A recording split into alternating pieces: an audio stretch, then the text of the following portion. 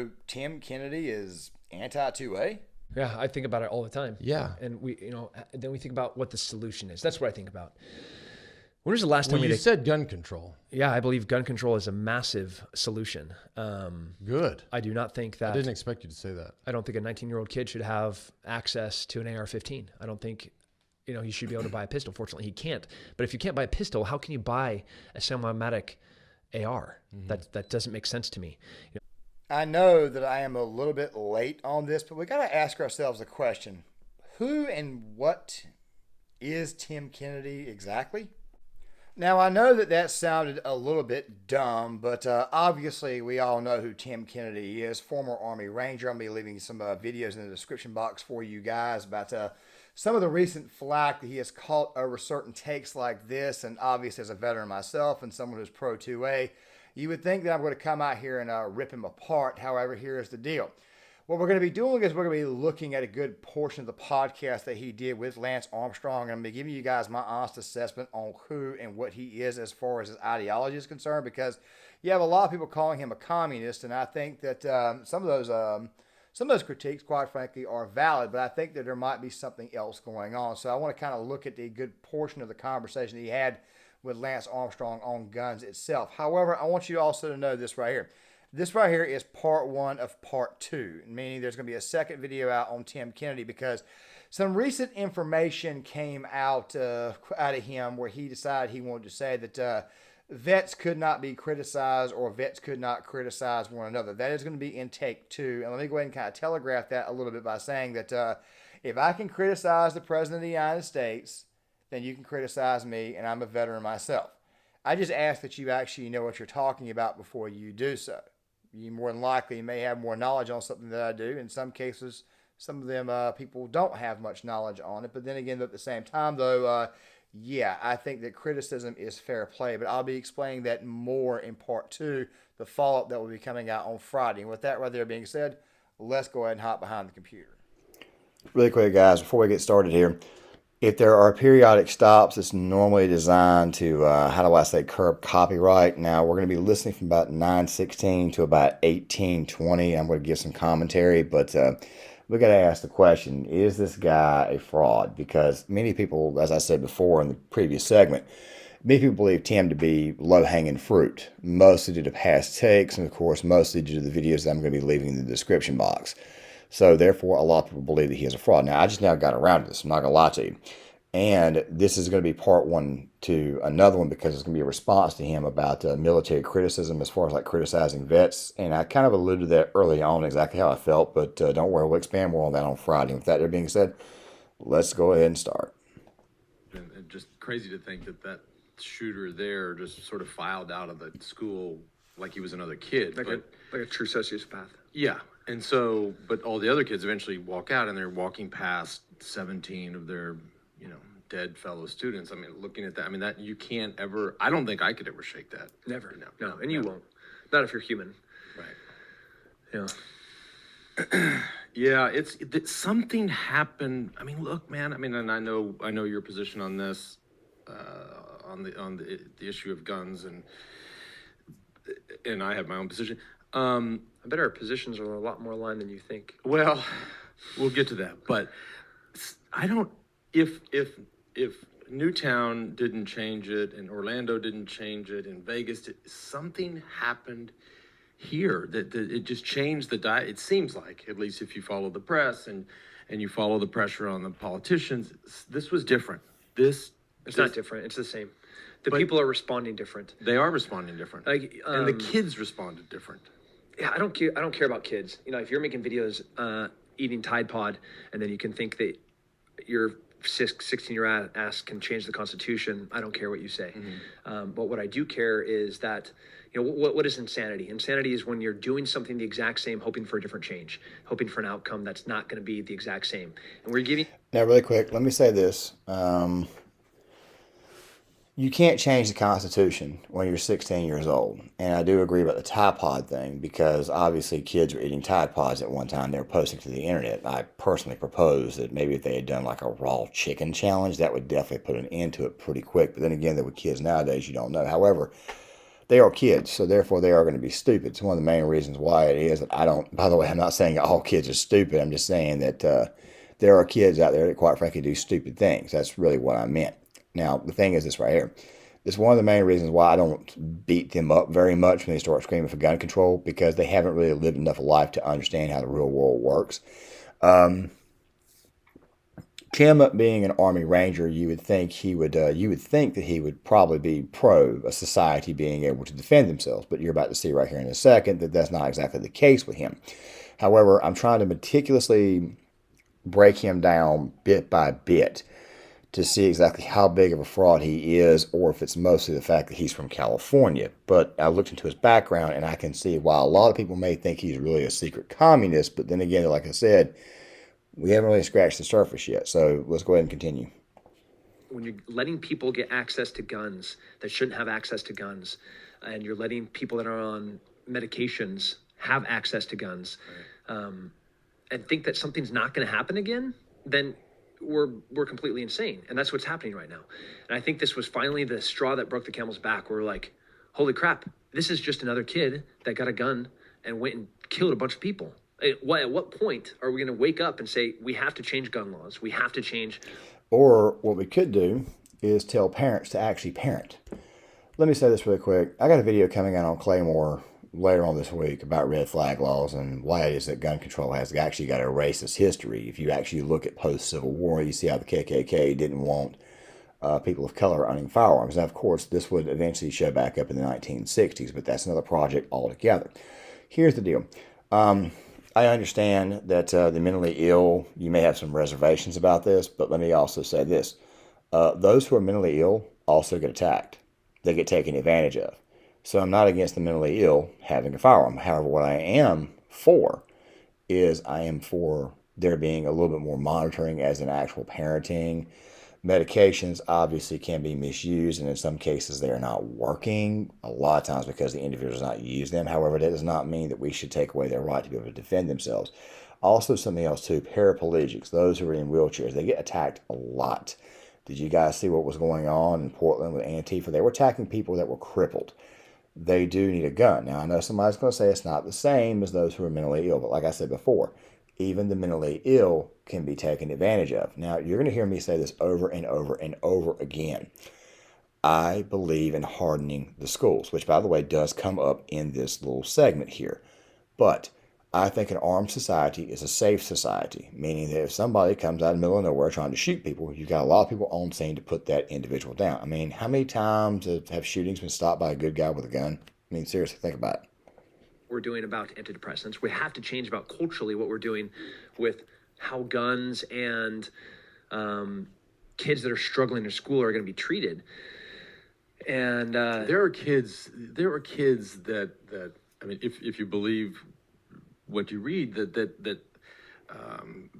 now it's almost a competition. Yeah. Like, I mean, sick kids that are like, oh, I have to get the record. Yeah. They have heard from kids or seen evidence of kids say, I mean, that is fucking crazy that anybody would just sit there and go, oh, what is the record? I mean, think about that. Yeah, I think about it all the time. Yeah. And then we think about what the solution is. That's what I think about. When was the last time you said gun control? Yeah, I believe gun control is a massive solution. Good. I do not think that. I didn't expect you to say that. I don't think a 19-year-old kid should have access to an AR-15. I don't think. Okay, now this right here is where this guy completely loses everybody. How old do you got to be to join the military? 17 and a half to 18 years old. Every branch does get firearm training. Of course, as to what extent. Now, I know what you're thinking. Somebody in the military is obviously going to be a little bit more trained to operate that firearm. However, let me ask you guys a question. How old would a militia be? And we'll be bringing this up a little bit more in video too, especially when we get on the topic of Tim Kennedy saying, look, you can't criticize vets. I'm sorry, but I'm a veteran, and I'm going to go ahead and kind of telegraph that video now. I can be criticized. It's just that, do you know what you're talking about? Now, here's the deal. Here's the thing about this take that I really don't like. Most people, especially young people, learn to shoot from a young age. They learn how to fear and respect a firearm at a very young age. I used to sell guns to a lot of people. I actually grew up. I think the first time I ever fired a rifle, I think I was 6, and it was a .22, and I think I fired a pistol at 9, which was a 22 pistol. And then, of course, when I was 11, I graduated to a 30 carbine, which is a weapon that was handed down through, because some weapons are obviously grandfathered in. But here's the deal. Tim, of course, comes from California. Okay, it's the last I checked, and I understand he's been alive for a good while, and all that stuff there. But California's gun laws have been getting stricter and stricter and stricter for years. It's been happening ever since the 1980s. The thing that I don't think Tim seems to understand is that parents have a great big giant say-so in how their children turn out. This, to me, I think school shootings and stuff, I think for the most part is a parenting problem, and I think it's the way the child is being raised. You oftentimes see that the child was in front of a video game for 8 hours. Now, guys, I'm not against video games. I actually love video games, and I'm somewhat of a gamer myself. Here's the deal. What is playing a video game for a few hours, or maybe binge playing on a weekend, versus sitting in front of a game all day, every day, becoming desensitized? This is where a parent needs to actually step in and be an actual parent. This is something that always bothers me when people talk about gunplay and shootings and whatnot, is that they're not looking at the parents who raised the kid and what they were actually doing at the time. How involved was a child? How involved were you in your child's life? That, I think, is a real true contention. And as I was saying here about 18, 19-year-olds, and Tim obviously doesn't think that 19-year-olds should be able to carry a firearm, as you'll see here very soon. The thing is this right here. Most people learn to shoot at a very young age. Those who learn to shoot at a very young age, I would contend, are the least likely to become school shooters, because they've already been taught to fear and respect that weapon, and also to fear and respect human life. He should be able to buy a pistol. Fortunately, he can't. But if you can't buy a pistol, how can you buy a semi-automatic AR? That doesn't make... Okay, really quick. I sold guns for years, and I sold guns in a university town. Do you have any idea how many 18, 19-year-old girls, 20-year-old girls would come to the gun counter with their daddy to buy a gun? Of course, daddy would get them the gun, because you could do that in the state. Here's the thing, and maybe I have a bit of a soft spot here, but I personally believe that every woman should be armed. There's always some asshole out there who's going to try to take advantage of it. There's always some asshole who's going to try. And granted, while some of these cases are false cases, still at the same time, though, I want women to be protected. So right off the bat, I 100% absolutely disagree with Tim here. Now, as far as calling him a secret communist or whatnot, we haven't gotten there yet. But let's go ahead and continue. To me, first of all, I'm a massive proponent of every single amendment of the Constitution. Okay, you can't say that you're a proponent of the Constitution, but yet you're in favor of gun control. Second Amendment, First Amendment, 10th Amendment, all of them. I like them all. I like them all equally, and I think that they're all very important. I love the NC, and I love AACP. I love not what the NRA does, but what they should do, which is protect the Second Amendment. Everybody thinks that they're supposed to be protect the Second Amendment, but yet you just advocated for gun control. The Second Amendment, but really, there's protecting sales of some product. Right. When was the last time a kid was burnt in school? When there was a fire in the school and the school burnt down, a bunch of kids died. It used to happen all the time, right? 1910, 1920, 1930. No, it happens in nightclubs and raves, but not in schools. No. Why doesn't it happen in schools? I have no idea. Because we have fire extinguishers. They got freaking fire extinguishers. Look how smart I am. That's right, Lance. And they have fireproof walls, and they have a great response time. They have fire drills, and we took all of these protective measures, and we don't let kids walk in with flammable things. But we took all of these preventative measures that ultimately started saving lives, and stopped having fires in schools, and stopped having kids burn when there were fires. But now we're like, oh wait, we've now had 20 school shootings, but we haven't done anything. Kids can still get guns. They're still on medications. They're still trying to smuggle guns into school, but then not, and then getting expelled for it, but then not having the repercussions of being. These cases, by the way, are pretty rare. Like I said, it all starts at home. It starts with being a parent. It starts with being involved in your child's life. Just like I said, something really bothers me, that you have a lot of grown people come out here and start railing against the gun, but yet you're not railing against your own responsibility at home. Now, here's the deal. And you're going to hear Tim bring this up, and I've advocated for this, that what needs to happen is that people need to be at the schools armed in case someone decides to attack a school. I mean, you don't have to have a full bird militia outside, but I still think that what needs to happen is actually arming people at the school. They ain't got to be a teacher. By the way, I got a comment one time from a guy who's claimed that having a gun in the classroom, being armed while at school, would not be good because it would take away from children learning. And my response to that was, you could have somebody outside, maybe patrolling the hallways, maybe a janitor, this, that, and the other, actually looking in, kind of like what we would do in the military, fire watch. You could kind of have that, kind of like roaming patrols, you know what I'm saying? You can kind of do that because chances are they're not going to get to the classroom that fast. So if you did that there, how is that taken away from the child? And then, of course, I got another excuse. And then I'm sitting there thinking to myself, dude, you're just somebody who doesn't want to protect the children that you've been charged with. It's very, very weird how it is that a lot of people on the left, they think they have responsibility and they think they can actually raise our children for us. But then you turn right back around and ask them if they're willing to protect them, and they won't do that. Because most parents, quite frankly, would protect their children in a situation like that. Put on a list that prevents them from buying a gun. Like that Nick Cruz kid bought his gun legally. That's insane. Right. How is that possible?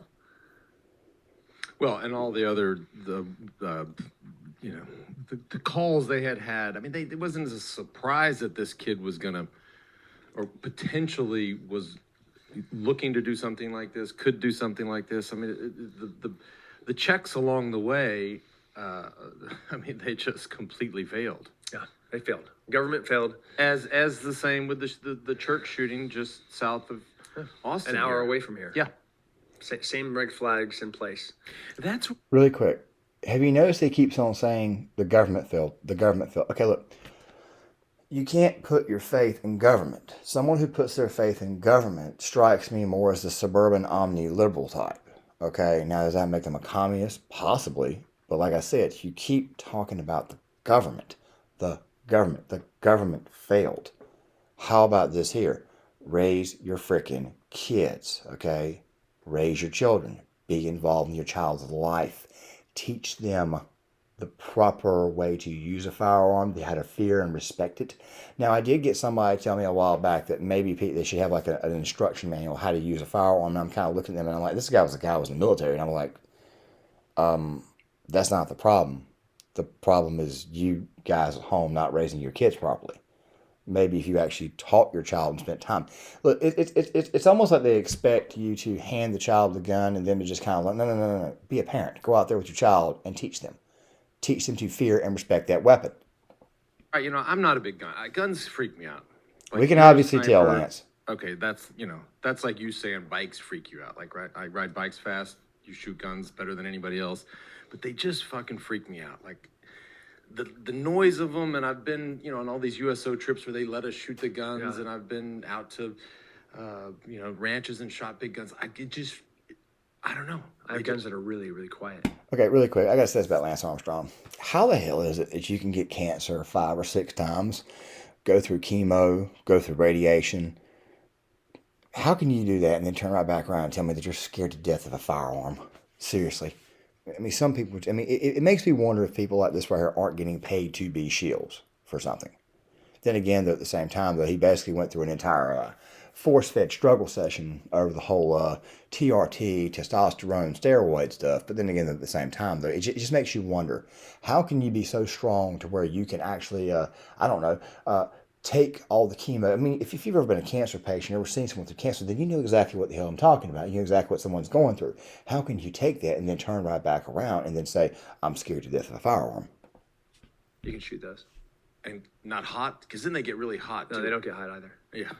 But no, they just freak me out. And so I don't even know where I was going with that, but it just, I don't know, man. I struggle with it. And growing up in Texas, it was like it's so much a part of the culture. The culture here. Yeah. It's not like growing up in New York City or. Now, this right is what's really weird. Tim comes from San Luis Obispo, California. Lance from Texas. How the hell can you be that scared of a firearm, especially given everything I just said and what he just said? It's a part of our culture. It's a part of your culture. You've been through chemo, you've been through radiation, you've been through all the surgeries and whatnot, but you're scared to death of a freaking gun? Los Angeles was like, whoa, a gun, what do you mean? I mean, in Texas, like, if you don't have a... People ask all the time, dude, you got guns? I was like, hell no, I don't have guns. No. Yeah, they're definitely not for everybody. After 2001, during 9/11, we looked at pilots and we said, this could have been stopped with one guy with a gun on this plane. You know, they didn't need to fly into the Pentagon. They didn't need to fly in those two towers. And we asked pilots, we said, if you guys wanted to carry guns, would you? And lo and behold, majority didn't want to. And God bless them. That's completely awesome. That's their choice. I don't know about you guys, but if I'm piloting a plane, I'm carrying a gun. There was a few that said, yeah, I would love to carry a gun on the plane. Is there ammo that wouldn't damage the plane, that's frangible, that would stop in a body and not destroy the fuselage and make it be a catastrophic incident? Like, yeah, we have that ammunition. It's frangible ammo. So then we created a protocol to train these pilots and made them go through like how we're seated right now, where they could draw from their pilot seat and shoot over their shoulder. They'd have to accurately engage targets from a seated position. They had to go through hours and hours of training. They had to do some psychological evaluations. They had to see a psychologist. Which is exactly what we're advocating for when it comes to teachers and people at the school. Maybe not psychological evaluations, but definitely some form of training course to teach these people how to properly respond. Concealed carry, maybe an advanced concealed carry. Maybe you should have that license to be able to carry a firearm at school. Also, to go on top of this, you have janitors, you have vets you can hire, you have parents that you can hire that, quite frankly, are off and can actually do the job. Before I give you guys my final assessment on Tim and what I think is going on here and who he really and truly is, and don't worry, I'll be in front of the camera for this portion here. I'm going to be showing you guys something from Tim's little video that he made. But before we get there, let me say this. I am very, very much an advocate of arming the personnel at the schools. Teachers, volunteers, veterans, like I said, maybe ex-law enforcement, anybody who wants to actually put themselves in the line to protect our children. I don't think that taking guns away from people or red flagging them is a good idea. You're starting to stomp on their constitutional rights, their Fourth Amendment right, their Fifth Amendment right in a lot of ways. In some cases, 14th Amendment right. I advise you guys to take a look at McDonald's Chicago. Here's the deal. If you take guns away from everybody, like everybody who's of a certain age, like say if they're mentally ill or whatnot, and like I said, I understand the concern. I do understand it. But as I said before, the mentally ill also get attacked too. Okay? They get attacked as well. There are some people who do need to be institutionalized, especially the homeless. But here's the deal. Once you start going down this slippery slope, it gets way, way worse. There's no end to it, okay? It's just the way that it is. And one more little nugget. As I've said before, 18, 19-year-olds, parents normally teach their kids how to properly handle firearms. They teach them how to properly respect said firearm, okay? Fear and respect. It all starts at home. And based upon him constantly saying that the government failed, don't worry, I will get to that here in a second. But don't sit here and tell me that you don't want to change the Constitution and yet you don't want 16-year-olds to change the Constitution. Which, by the way, I agree that 16-year-olds should not be changing the Constitution. But you got to understand something. They're kids. They're in a stupid phase of life. Give it a few years in the real world, the vast majority of them will eventually snap out of it. You will, of course, get the radicals out there, but don't worry, we have ways of handling them. Or we have ways that we should be handling them. But here's the deal. Like I said before, you can't sit here and tell me that you're pro the Constitution and then turn right back around and practically advocate for gun control. Now, guys, with that right there being said, let me show you something from Tim's past, and then I'll come back on the other side. Tim Kennedy. I grew up in Central California where guns were commonplace. You know, we used them for protection, livestock, never of ourselves or family members. We used them for recreation, and we even used them for hunting. But this is an AR. And I really had to ask myself, what is the purpose of this gun? Is it for hunting? Is it for protection? Is it for recreation? I had to look deep into my soul and ask, why would someone need that? So I have a saw, and I think you should do what every American should do and bring you should bring the saw to that question of what is this for? And do you know what it's for? It's for freedom! It's for freedom! This is a squad automatic weapon, also known as... Well, it's definitely hypocritical. As far as his ideology is concerned, communist, he could be. I'm not going to call him a commie, though, because I need to do more research. But he definitely seems more like a good old-fashioned suburban Democrat who, by the way, are kind of the ones who are leading us to ruin right now.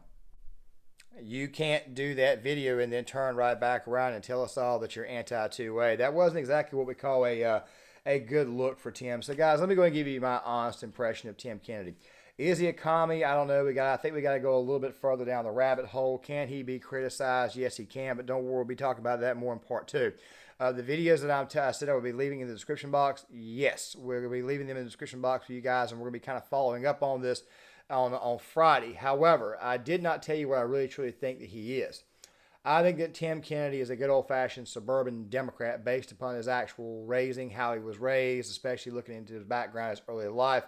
That does not mean that you cannot be patriotic. However, here's the problem, though. Right now, the current Democratic Party, as it stands, is completely against the Constitution, which, by the way, you can't say that you're pro-Constitution, but then be okay to restrict gun access to people who may need them. Also, like I said before, everything starts at home. You want to avert school shootings? Be a freaking parent. Be involved in your child's life. Okay, what you need to do is this right here. You need to actually teach and train your kids. Actually be involved in their lives. Actually teach them gun safety. Teach them exactly what could happen if you misuse that firearm or if you use it in the way that is not desired. Okay? You need to be doing that. Everything starts at home. Do you want to avert your school shootings? For the most part, why don't you, be a freaking parent and be involved in their lives? Also, something else, too, which, by the way, this is the one thing I did agree with him on, was taking teachers, which, by the way, he used pilots, but if you take teachers through some form of training course, people at the school to actually defend your kids, then obviously you'll be hardening the schools, which I think is the best deterrent against school shootings because guess what? Every time one of these things happens, it takes a good guy with a gun to put down a bad guy with a gun. Now, guys, we're going to be exploring more on Tim Kennedy and other veterans in projects later on down the road. However, I'm going to go ahead and kind of give you guys a bit of a heads up on the next 2 videos. The video that comes out tomorrow is going to be on the Patrick Bet David podcast. Tim Poole was we're talking about what would happen if Trump was president right now over Russia and Ukraine. And quite frankly, I got to kind of like critique that one a little bit, even though I'm a Trump guy. But I still think there needs to be some critique on that one because there's a lot of things that were said that were not exactly what we call realistic. And then on Friday, I'm going to be giving you guys my full rebuttal on the whole criticism of veterans and if it is actually warranted. So make sure you guys stick around for those videos. Guys, short time of prepping, John Claymore. If you like this content, please hit the like button, subscribe, share the video. I'd like to get a comment in the comment section out of you guys, and I'll see you guys later.